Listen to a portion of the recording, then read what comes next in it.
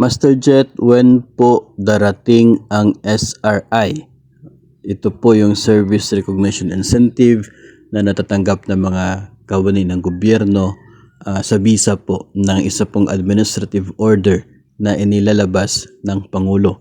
Mula po noong panahon ni dating Pangulong Duterte hanggang noong last year kang Pangulong Marcos po sa 2024 ay palagi po na mayroong administrative order para sa pagbibigay ng SRI para sa isang particular na taon.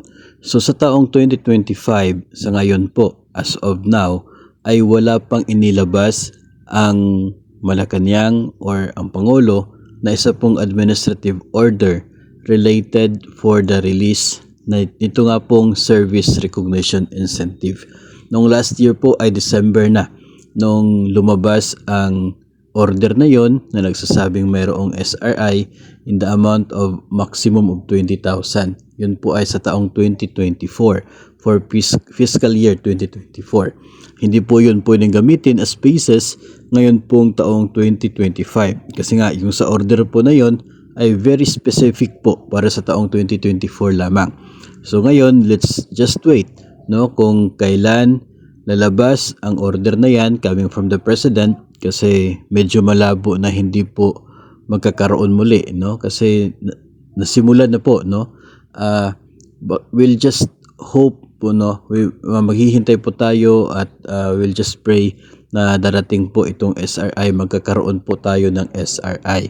So as to the amount, as to when, magdedepende po yan sa laman ng administrative order at maging sa proseso po ng pagbibigay ng pondo, pag-generate ng pondo at maging sa pag-release niyan papunta po sa bawat eligible na government personnel.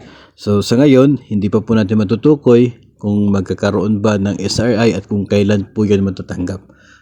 Let's just be positive na by December lalabas ang administrative order for that purpose at sana darating nga po sa December ang SRI para po sa mga personnel ng gobyerno.